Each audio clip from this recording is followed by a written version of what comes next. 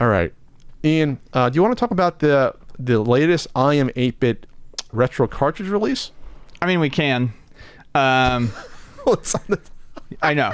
I know it's on the docket, Pat. I'm just talking. I was just saying, oh, we can. I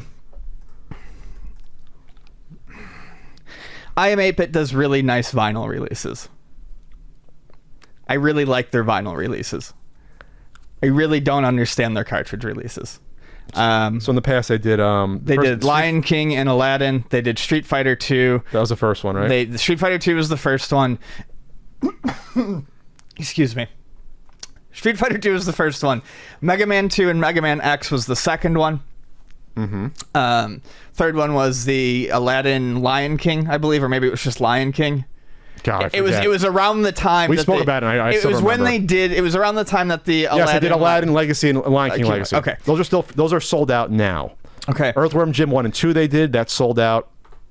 I didn't know. That's right. They did do that one. Mega Man X is still available. Mega Man 2 is sold out finally. So, I'll briefly state some of my thoughts on these before. I always said that they were doing way too many copies of these if it was taking them 3 days to sell out of things, or not selling out. Like the Street Fighter ones were going for the same price on eBay. They were easy to get.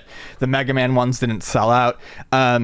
All I can say is with this Battletoads one, they limited it to 2,000 copies. That makes sense. 2,000 makes sense. Mega Man 2 was 8,500 copies. So that probably took them a year and a half, 2 years to sell out. And then you can still buy the Mega Man X one. That's 8,500 copies. So I think they've finally figured out how to dial in those numbers. And because I always talked about how that for something that was supposed to be, we got to get it, and it's going to be a collector's item, those were way too big numbers. I was pulling off of what I knew from records and how they release collectible records and how Mondo does them. A lot of times these limited edition collectible runs are 500 to 2,000. Sure. You want them to sell out very fast. And it looks like they achieved that with the Battletoads. But I don't. They charge $100 for these releases, and I don't see them being a $100 value. Yeah, that's my. And that's nothing to say about the quality of these. I mean, no. These are I know the people at Retrotainment Games that help create the actual carts themselves. They're well made. Infinite NS Lives, it makes the games like they make the cartridges. Yeah, like they work together, and so but they don't. But they're just contracted out. They're not the ones. Yes. They're not the ones that are pricing it, or no.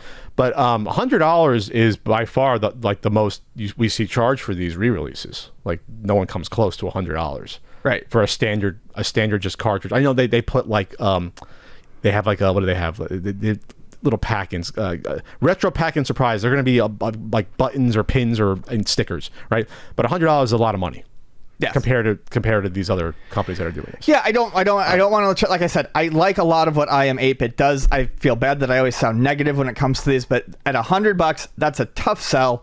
I have not found any of them to be particularly attractive packages. Well, this has the translucent Zitz green and ultra limited pimple brown cartridge. But yeah, I don't want to pick companies, but when you look at there are other companies out there that do releases at $60, and it's a box set, and you can get just the box cartridge version of a game for like $50. Sure. And a lot of times when that happens, Battletoads you can get online easily right now used for $15, an original Nintendo Gray cartridge, $25 maximum. A lot of times with these re-releases, this has been the other thing that I never quite get with the I Am 8-Bit ones. A lot of times you see games like, for instance, Metal Storm on the Nintendo get a re-release. I was just going to bring that up. That's an expensive game. Or you see, stuff like the R-Type 3. That's an expensive game. Like, these are good games that are also expensive. None of the games that I Am 8-Bit has done have been games that are hard to get or that are expensive. And so that makes it extra frustrating for me because Mega Man 2 is the cheapest Mega Man on the Nintendo. Mega Man X is not expensive on the Super Nintendo. Aladdin and Lion King are popular, but they're available all day long. $5, $10. They're all over the place.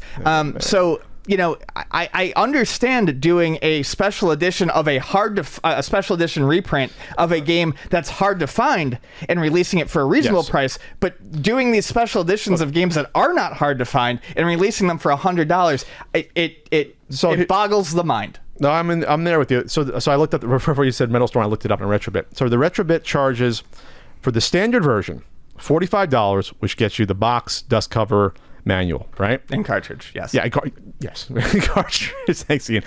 But the big set, $69.99, $70, which gets you the art prints, the poster, the enamel pin, the collector's box, and a freaking model, a little model of the robot. And the model robot. So that's a value. Yeah. That's like, wow, okay. I forgot. Yeah, the little guy, right? Mm-hmm. Like 4 inches or whatever the hell it is. Yeah. Yeah. So that's like really worth it to me.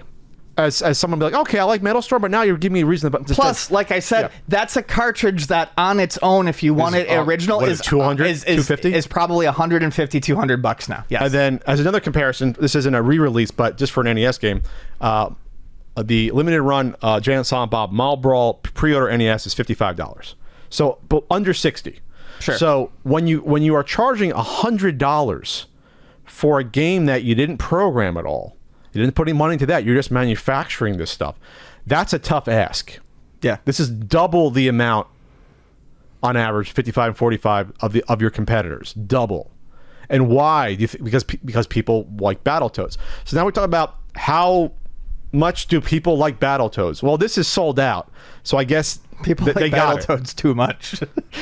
But this is just, I don't know. This is just, I don't know. They capitalize on the nostalgia. This sold out, and it only came up for sale. When did it come up for sale? Like 4 days ago. Yeah, 3-4 days ago. So there you go. So what do I know? Just keep putting out these weird properties of NES games. But eventually, you're going to go do a bridge too far. I think I picked that game. Well, what happened with Mega Man? I was going to say no. They have picked. They have done the bridge too far, and that's what Mega Man X is still unsold. That's what I'm saying about this one. At least at this point, it seems like they've got their numbers to the point where like they can say, "Hey, it's going to be hot. It's going to sell fast," and it does sell out. Well, I guess when you say it's limited, it helps people buy it. If you do open pre-orders, maybe you wouldn't get as much sales. Maybe if you did open pre-orders, maybe you only get 1,000 people versus 2,000. Sure. So maybe that's a strategy. But it definitely didn't work in the past on those 8,500 cart releases there. So Battletoads is not a good game. Nope, it's an awful game. It's an interesting game. It's a unique game. It's not a good game. I get shit for my review of it in the guidebook sometimes, but I stand by that review probably more than any. It's 2.5 stars. It was an ambitious game with neat ideas that sucks to play. Yeah. It tries to do too much. They keep it as a beat 'em up. It would have been a great game, probably. Keep it as a beat 'em up. Sure. Would have been fine. So don't have every fucking stage be entirely different and suck ass, because then you got to relearn how to play the game every stage, and then it's too hard. That's the problem with Battletoads, Ian, if you didn't put it in the review. It throws obstacles in front of you. It doesn't give you the time to learn how to fucking play the game. No. It doesn't ease into the cycles. It doesn't ease into the snake fucking thing or the snowball. Like, it just throws it in your face. Yep.